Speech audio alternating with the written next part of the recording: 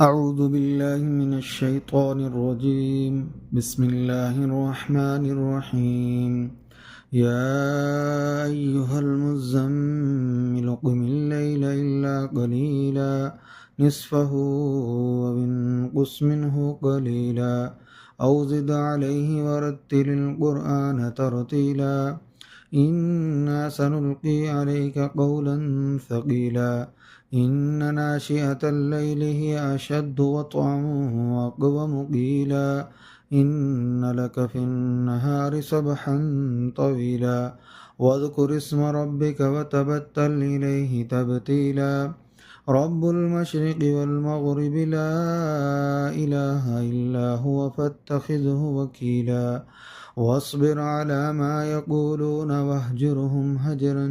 جميلا وذرني والمكذبين أولي النعمة ومهلهم قليلا إن لدينا أنكالا وجحيما وطعاما ذا غصة وعذابا أليما يوم ترجف الأرض والجبال وكانت الجبال كثيبا مهيلا إنا أرسلنا إليكم رسولا شاهدا عليكم كما أرسلنا إلى فرعون رسولا فعصى فرعون الرسول فأخذناه أخذا وبيلا فكيف تتقون إن كفرتم يوما يجعل البلدان شيبا السماء منفطر به كان وعده مفعولا إن هذه تذكرة فمن شاء اتخذ إلى ربه سبيلا إن ربك يعلم أنك تقوم أدنى من ثلثي الليل ونصفه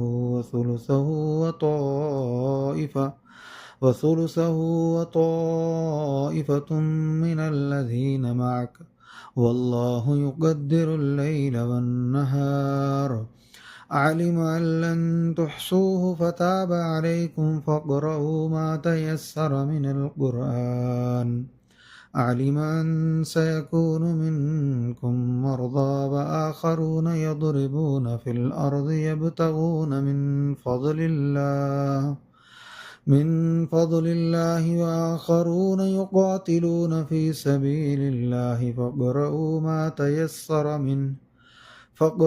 ما تيسر منه وأقيموا الصلاة وآتوا الزكاة وأقرضوا الله قرضا حسنا وما تقدموا لأنفسكم من خير تجدوه عند الله هو خيرا وأعظم أجرا